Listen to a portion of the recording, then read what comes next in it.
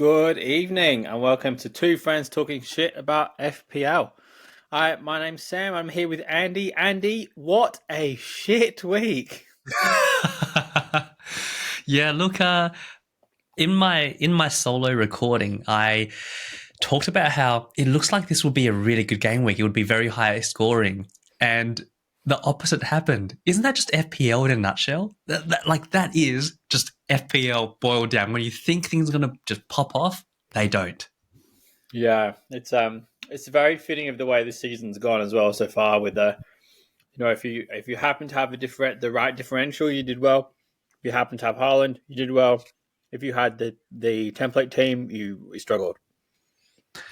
Yeah, that's right. And speaking of differentials, mate, I mean, I'm sure we'll get to it, but you are the bandwagon whisperer. This is the second time in a row where you've picked a player before everyone else brings them on and they did well. Last week was Mbermo, this week, the week before was Mbermo, this last week, Watkins, mate. Mate. I'm going to see who else you got lined up.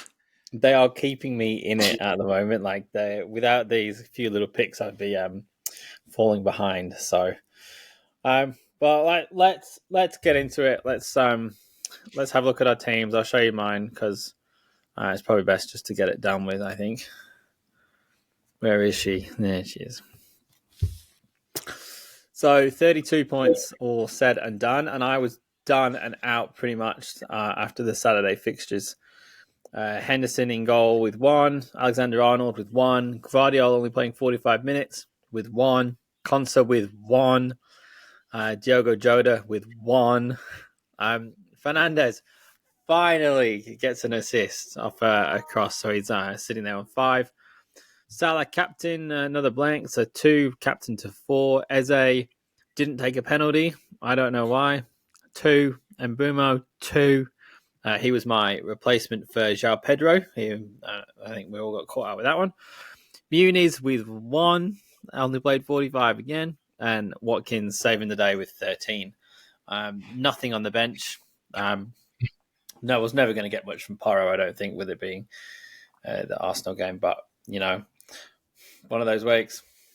I don't know. I was a bit worried about Arsenal, to be honest. As a supporter, without Rice, without Odegaard, I was actually quite worried because on paper, Spurs have, the likes of Solanke, Son. I mean, Maddison's still an amazing player, right? Pedro Porro, super attacking. But our defense was solid. Like, the Arsenal defense is looking really good.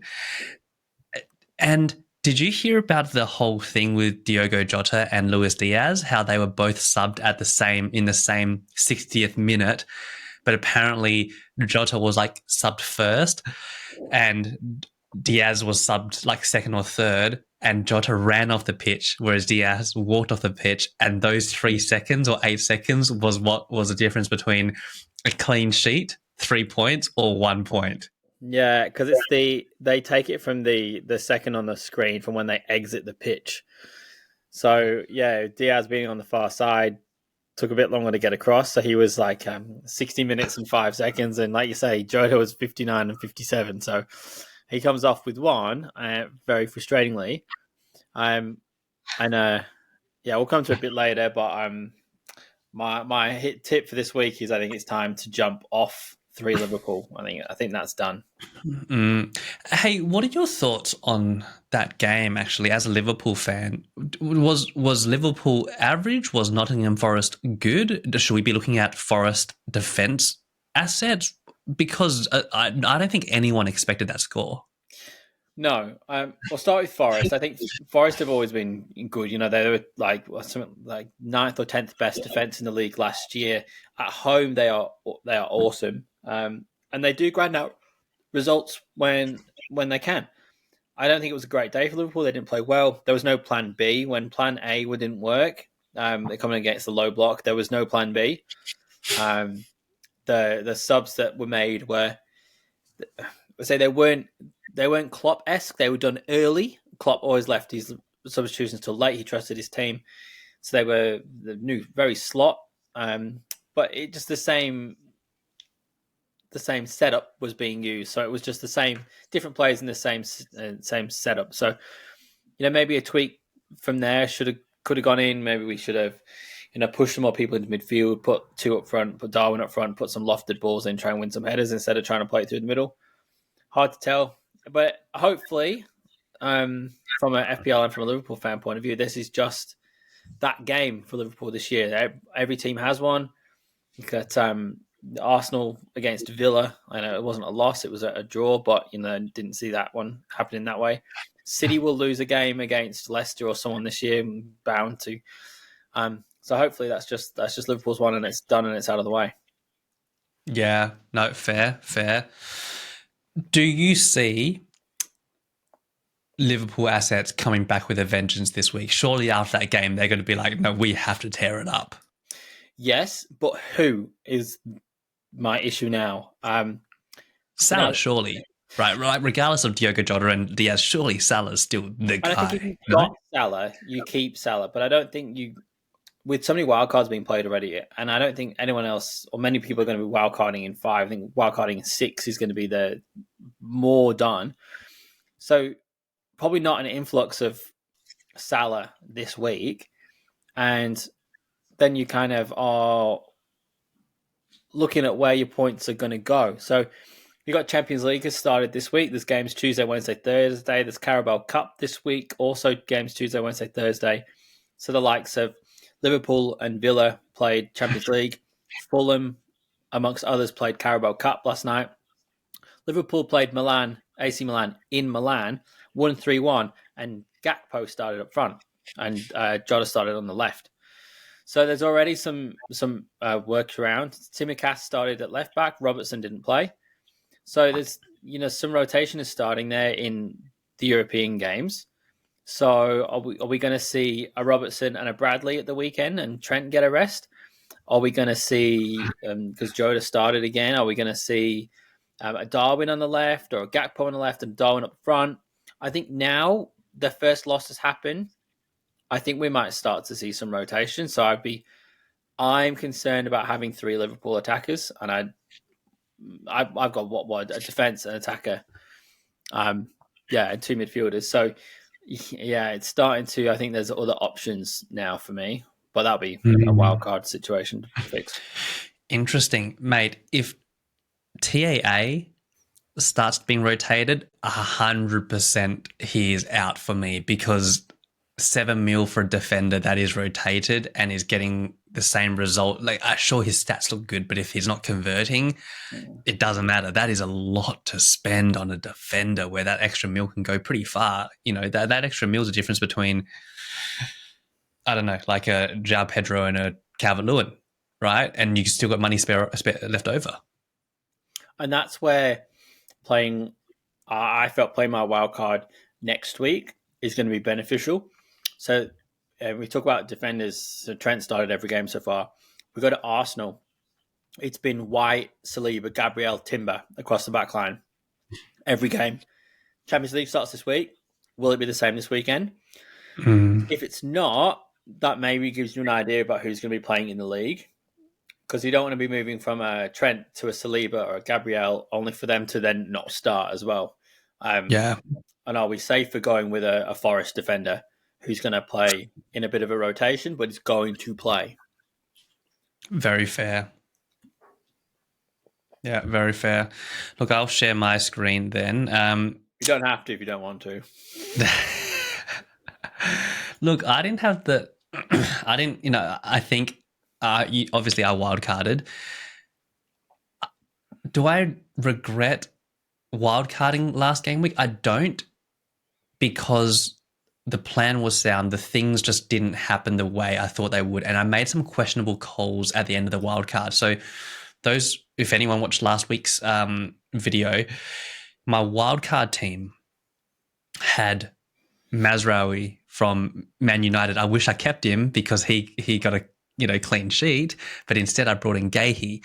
And spoiler alert, I wildcarded Gahey in just to I've traded him out again because I made a rookie error. For the guy who loves to look at team value, I didn't realize Gahey was so close to a price drop. If only I had checked, right? And I know you're like, Andy, why would you bring in a Crystal Palace defender? Do you know why? It's because I'm like, okay, Henderson got that 4-pointer the other week. Crystal Palace, maybe, Gahey's still there. They're starting to, work things out potentially. They're going on a good run. I thought, okay, let's give it a go. It's a punt. But regardless of what their fixtures look like, I don't like stomaching price drops. So anyway, here's my outcome. Raya, I should have just started the season with him, right? Here's the rationale behind Raya. Defenders, I don't have any $5 million defenders. I've only got $4.5 million defenders or Trent, which means it cost me 1.5 mil to get to an Arsenal defender. But I do have 4.5 mil goalkeepers, and it only cost me 1 mil to get to an Arsenal goalkeeper.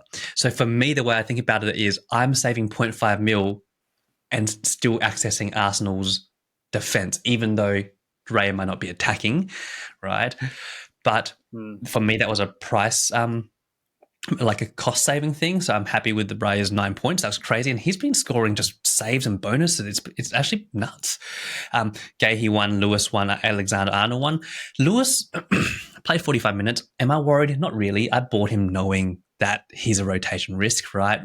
I think I just want to play him week in, week out. And if he comes on, great. If he doesn't, also, who cares? Because if he plays still in an attacking position, the upside is way more than the downside. Now, last week was interesting.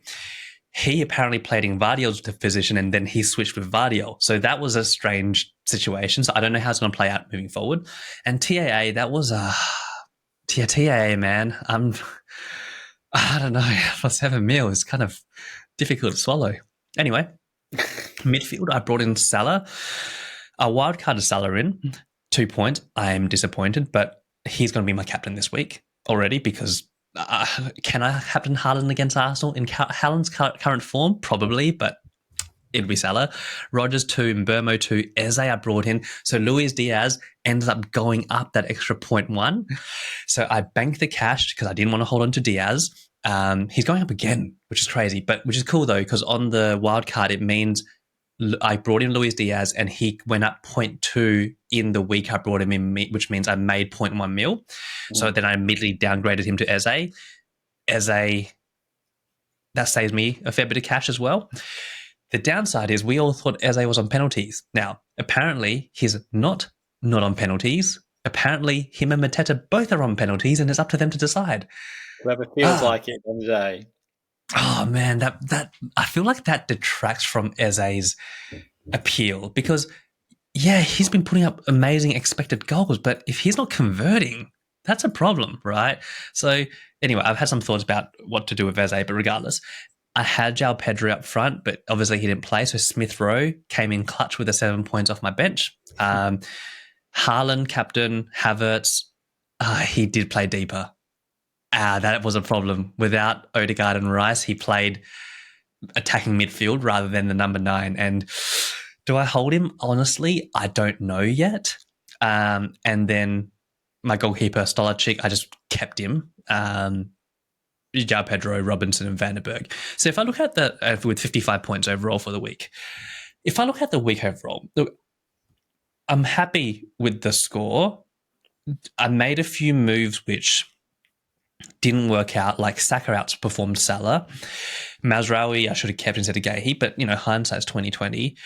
I guess the thing which didn't work out the way I wanted was I was really hoping for more price rises. I really thought more people would bring in Salah, which meant that he would rise twice in the week. He hasn't. He's only risen once. He's still maybe at 75% to the second rise. I don't know if he'll rise by the time Game Week 6 wildcard rolls around before people transfer him out, in which case I didn't bank any cash on him.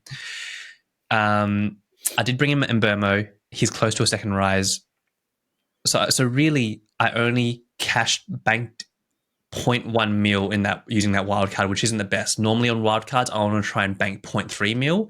But that being said, I've banked another 0.1 with Smith Rowe, and Rodgers is close to another rise. So if I can snag another rise on Rodgers and Mbeumo, and please just even Salah, then we could be making some good profit here, which we can spend on other players in the future.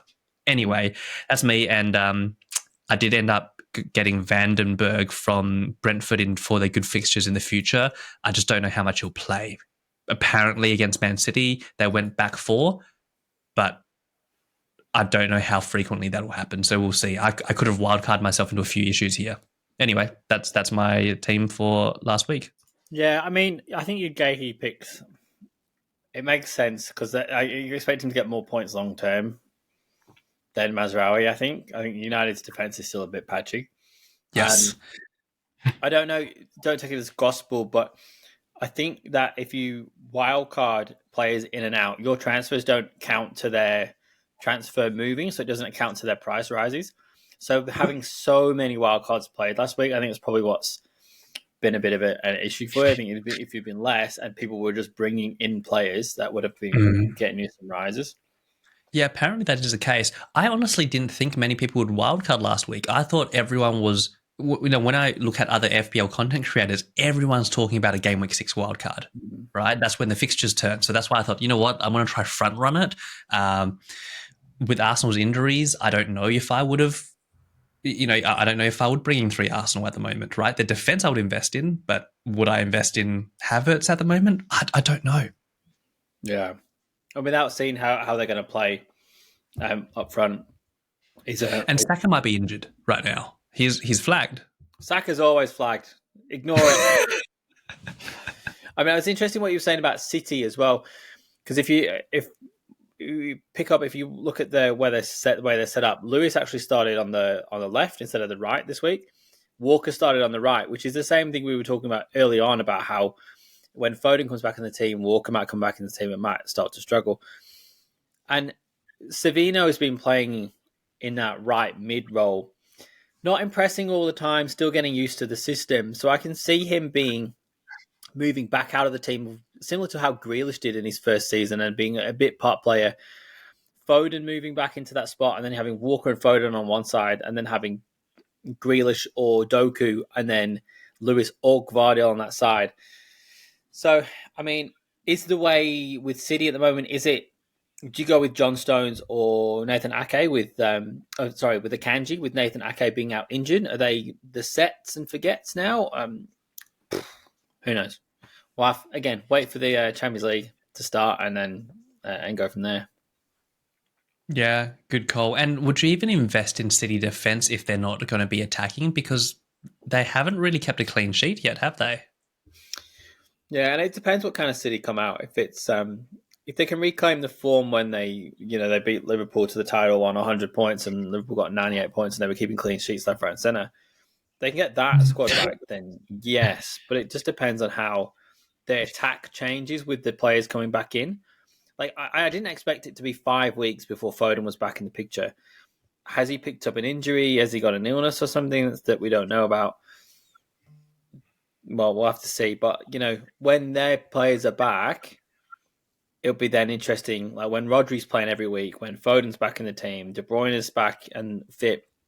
Be interesting to see how the defense shapes up and what kind of who's playing and who's tracking back. Because De Bruyne is a bit older. He's not going to be tracking back as much as he used to, which gave him a little bit of resilience in the defense. Rodri still will. So, yeah. It's another wait and see. We should have called this podcast the Wait and See podcast, I think, because it seems to be every week we just have to wait and see. Sorry, correction from my end. City kept a clean sheet against Chelsea in game week 1. But they didn't keep one against Ipswich, against West Ham United, against Brentford. And in Brentford, didn't Wissa score in like the first however many seconds? City's been leaking some really crazy goals.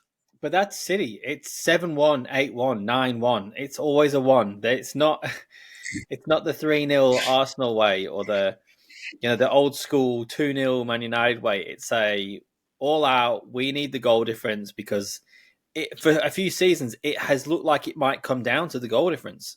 So if they're going to get a goal difference of 8, it does not matter if they can see the goal. And that's a scary thing. They aren't even at full strength yet. Oh, gosh, not another City title. Well, come on. We always say, don't we, that City are good until the last 10 weeks of the season and then they're awesome. Like their 10-week runs at the end win them titles. So,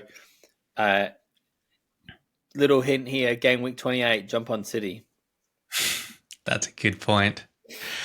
All right. Well, from last week, what did we learn, or is it wait and see? Does that sum it up? Wait and see. This week is hard. Let's get I'll write the results up and we'll whiz through them quickly. This week is hard, and I don't think you can really take much from a lot of the results, purely because of with the Champions League starting, the Europa League starts. I think it's next week. The Carabao Cup was so Palace played in the Carabao Cup. Eze scored and assisted, of course, which gives me a bit of hope that he'll bring some of that form back in. Fulham played. They lost to Preston 16-15 on penalties. Crazy, but that sounds. I watched the highlights of that this morning, and there were some stunning penalties in that from a mid to low Premier League to a Championship team. That was good. So yeah, the Liverpool Forest game. I think we should be thinking about Forest's defenders. And Forest in general, I think are a good budget. I wouldn't take too much from it from a Liverpool point of view. They didn't show up. To lose at Anfield is a bit disappointing. But yeah, I don't think we really take too much from that. Same with the jump in whenever if you want, Andy, at any point. But the City Brentford game, I think it shows that Brentford have got a bit of grit this year. They scored early. They didn't get blown away by City. So I think their players are options depending on injuries that come up now. We've heard that Wissa's now injured, so it'll be interesting to see how they then set up next week, and how they come out. Depending on how long Wiss is out for, I wonder if his replacement. I think it's actually quite cheap. I can't remember his name, but it's actually quite a cheap player. Whether that's worth looking at. Yeah, but would it be him or will it be Mbeumo up top? That's a good point. So if Mbeumo's up top, he's a shoo-in. He's got to be in the team. Will be stressed playing up front, and he'll be on penalties. Spurs Arsenal. I think it was the game I expected. To be honest, I don't think it was going to be a blowout one way. I maybe expected a 2-1. The fact that Arsenal kept a clean sheet again is, yeah, like you say, it's promising for the Arsenal attack defense. I think it probably would have maybe gone a bit more 2-1, 1-1-ish had Solanke not been injured and been running with the team a little bit more. There was a bit of disjointedness up top. Fulham, West Ham, I think it was Danny Ings' goal in the 95th minute to equalise there. So again, I think I've been disappointed with Fulham. They haven't been what I expected them to be, and their players are not returning as I would have hoped. I think if you've got a Smith Rowe, I think that's maybe somewhere where you stay. But they got knocked out of the Carabao Cup by Preston, so they've only got the FA Cup when that starts. Otherwise, it's going to be their first team in the Premier League each week. So there's a bit more certainty of who's going to play and where from Fulham. West Ham just keep doing West Ham things. It's interesting to see that their development that's going on, and Bowen on with an assist. Like maybe he's someone we should be looking at. I was going to say Bowen's starting to come into the thoughts. He's someone who's very consistent. Yeah, Bowen should never be far from your thoughts, I don't think. Yeah, no, very true, very true. And then Aston Villa, mate. Everton throwing away another 2-goal lead. They were off, and then Watkins and Duran turned it around. So if you're thinking for double ups, Watkins Duran might not be too bad of a double up if you don't have Rob Rodgers in the midfield. They're only getting 16, 30 minutes each, but they are both. Duran's returning each week, and if Watkins is returning each week, could be fun. That's actually not a bad shout, right? Because when one person goes off, the other person comes on. I mean, so you're only going to get 90 minutes between them, but if they're going to be putting goals away, it doesn't matter too much. Yeah, no, that's a good point. Wolves and Newcastle. Newcastle had a better start to the season. I think anyone really knows that they have. They've got a couple of games won. Typical Newcastle though to have a midfielder and a defender on the score sheet. Isak coming off after 45 minutes. Is he injured? Again, we don't know. Keep an eye on Newcastle. They're not keeping clean sheets though. Attacking assets maybe. Interesting to see Barnes on the score sheet again, and Gordon is nowhere in the points. So, What's your thoughts on Trippier? Like there was a time last season, when Trent and Trippier were your two premium attacking defenders to have, and now he's not even playing. Yeah, if there was a lot of rumors that he wanted out over the summer. I think if that was true and he wanted out, he won't be in the team. I think he'll be a defender. He's older now as well. He's another year older. It's not like they don't have a good backup in Livramento. Like, he's a good player and he's quick. So I think it could just be we saw the owners come in and bought a lot of players from Newcastle, and now we're kind of seeing that regeneration of that first lot of players.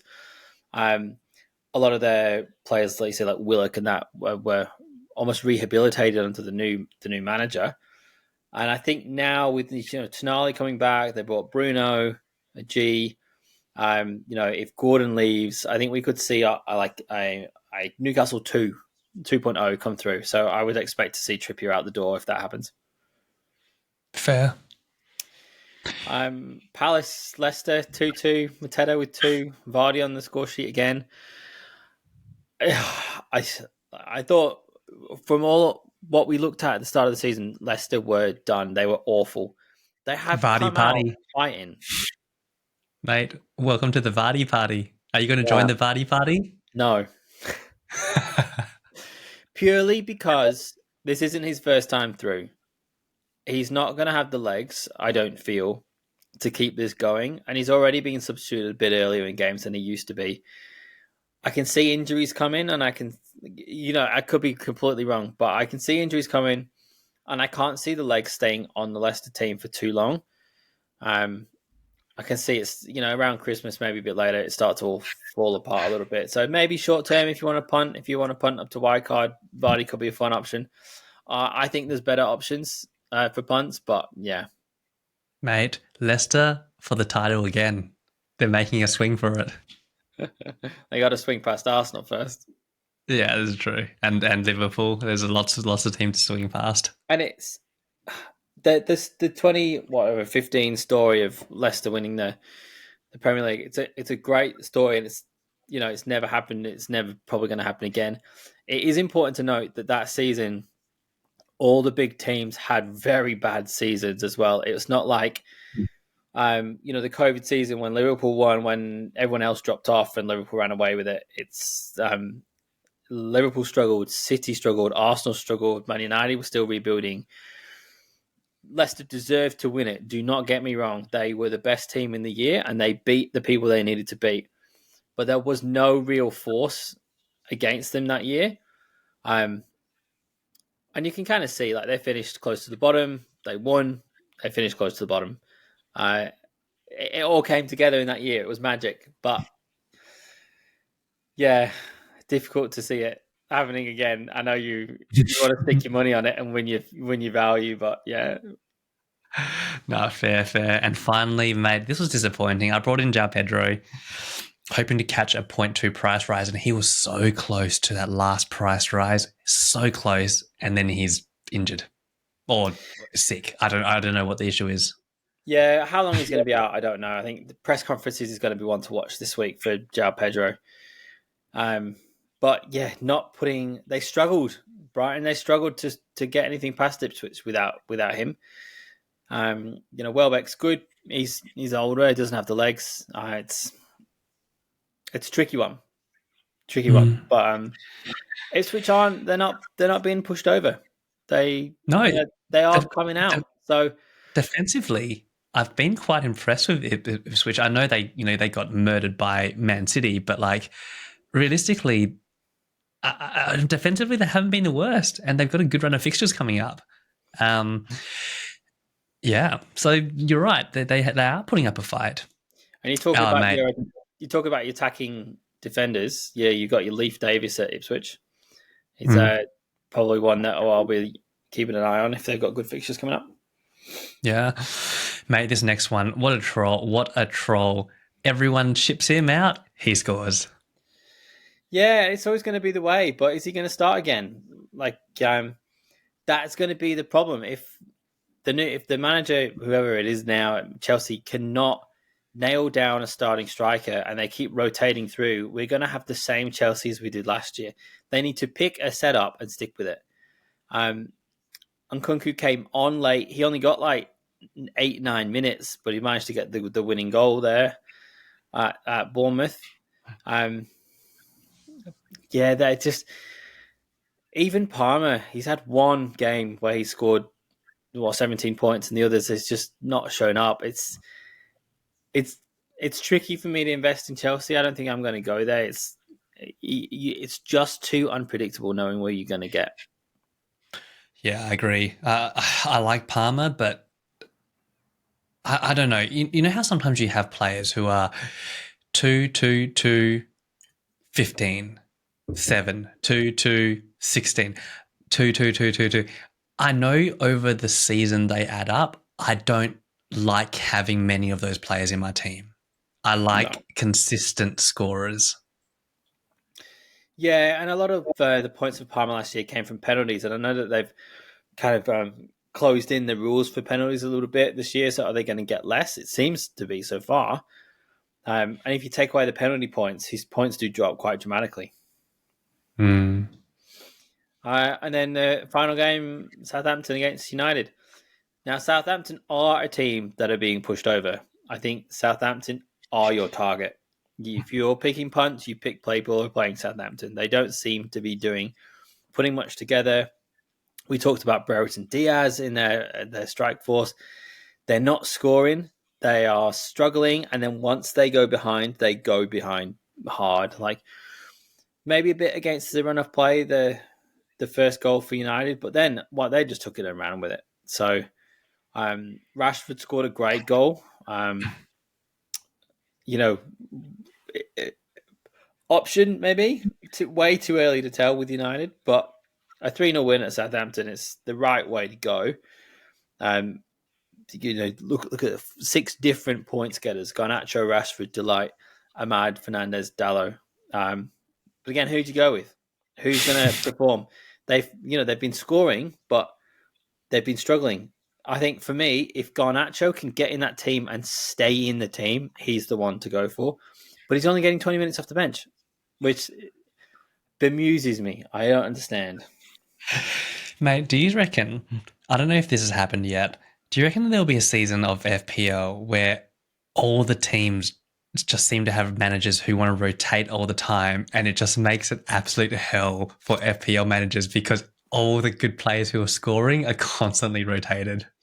I think we're getting there, to be honest. If you've seen any of the comments, I think it was made by Rodri this year, where they're saying that the players are close to striking with the amount of games that they're now having to play with the expanded Champions League, expanded Club World Cup, the expanded World Cup. The Euros look like they might get expanded. There's going to be games all the time, and these players are not going to get a rest.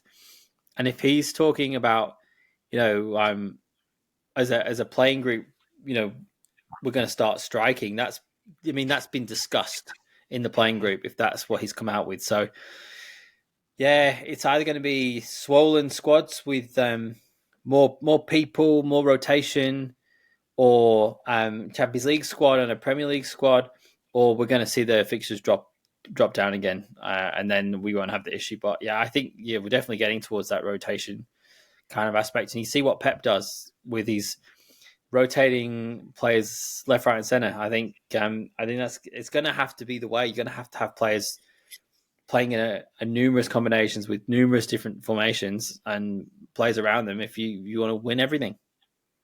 Mate, that means all the mid-table teams are the ones to go for who don't have Champions League and that sort of stuff, just for consistency. And then you have a sprinkling of those potential explosive players in there.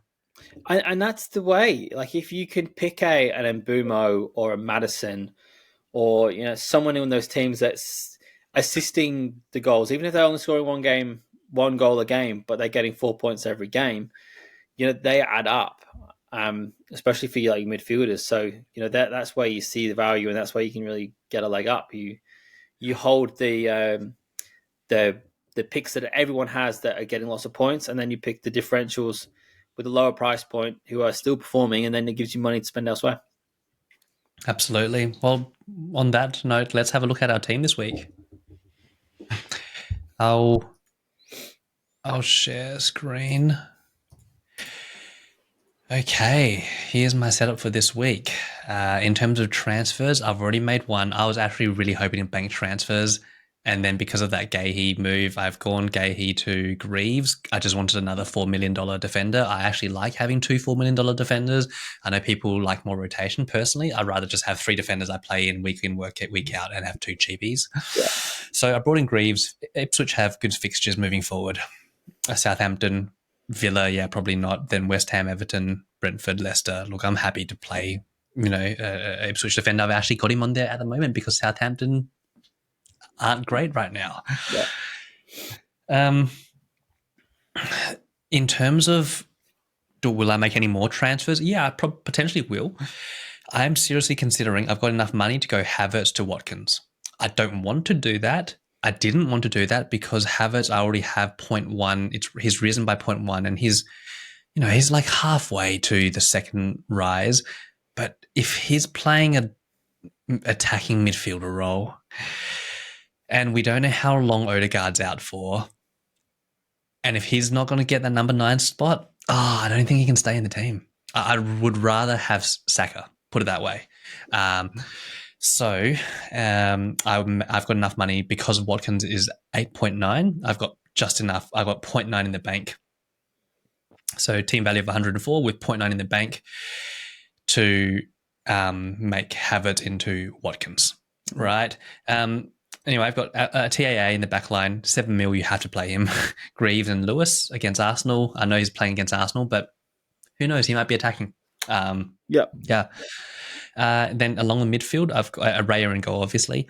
Along the midfield, I've got Smith Rowe. It's either him or Rodgers. I actually do want to start Rodgers because of how, they've been getting chances.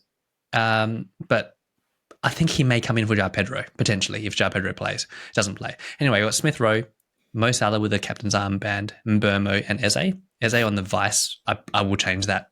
That was just accidental. That's just by default. Who knows though? Against Man United, Eze might put in a decent score. You never know. Yeah. And up front, I've got Havertz, who may become Watkins, Haaland, or João Pedro, who may become Calvert-Lewin, but he's sick at the moment. So I don't know. To be honest, I'm willing to take a 0.4 and then next neg 4 hit. Next week, I'll take another neg 4 hit. I'm just following my strategy of taking neg 4 hits every single week until probably halfway through the season, which is at what point I normally take a neg 4 hit every second or third week. And on the bench, I got Rodgers, Robinson, and Vandenberg. That's my team for the week. Yeah, nice.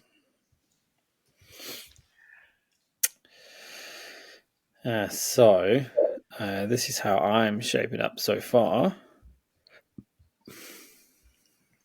If I can find the right one. This one.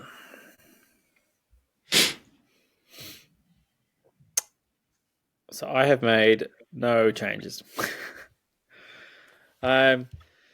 Still, I'm looking at Henderson in goal against United. It's him or Flecken against Tottenham. I can see them both conceding, so I think Henderson's got the better shot.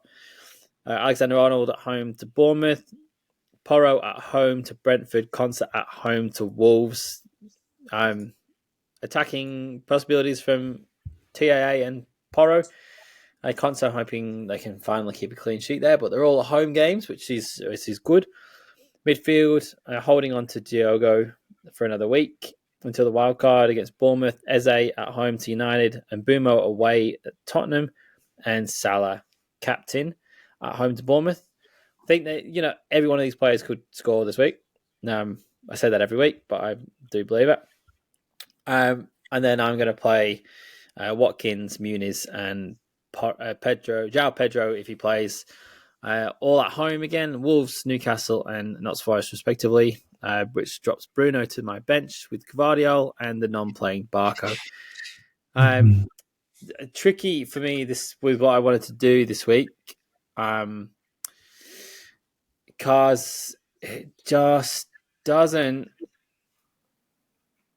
There's no clear and obvious move for me. I looked at getting out Fernandes, but he looks like he might not drop before the game week deadline.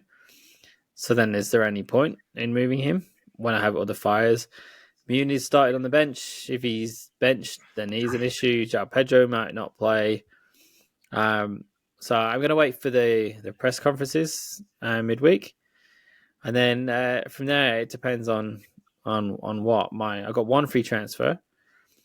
I was hoping to move Fernandes out to someone, but I think he's going to have to stay just to see what happens with Muniz and Pedro. If Pedro's good to go, he'll stay in, and I'll move Muniz to.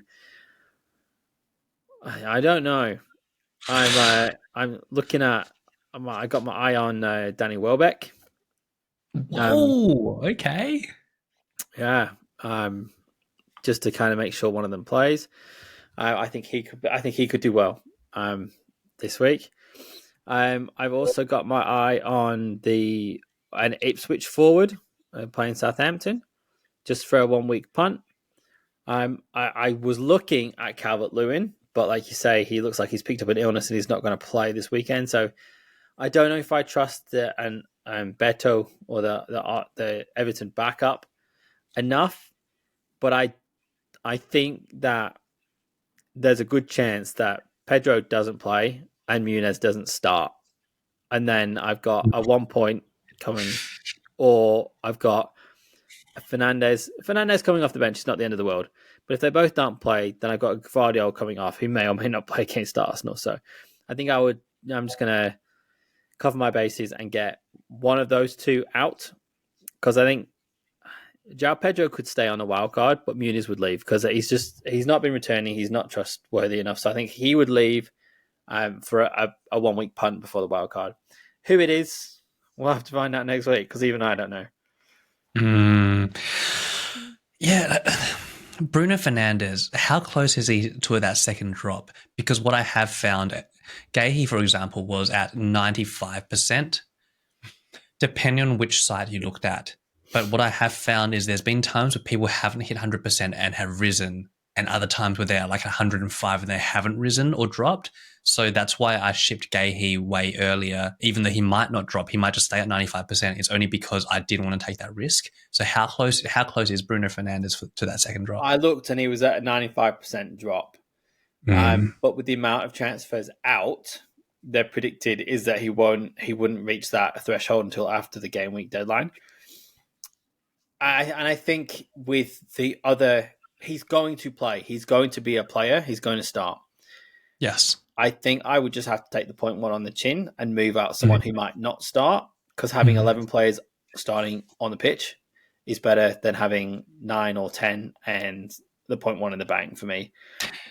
Especially here's a question for you, because I was just thinking about this the other day, where I'm so happy to take a neg 4 to save 0.1, right? How much is 0.1 worth to you? That was tricky this week because a lot of my players looked like dropping. I had Gvardiol dropping, Fernandes, Muniz. If they'd all dropped back down past their baseline, I would have had to go early and make some -4s. I'm glad I didn't, because I would have brought in Wissa and then Calvert-Lewin, who are now both ruled out.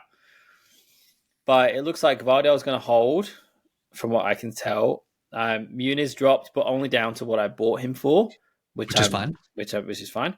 And if Fernandes does hold, doesn't mean I have to take a hit. And my good weeks have been good, but they've been good weeks when everyone else has had good weeks. My bad weeks have been bad weeks in the terms of I don't have Haaland, so I'm 30 points back.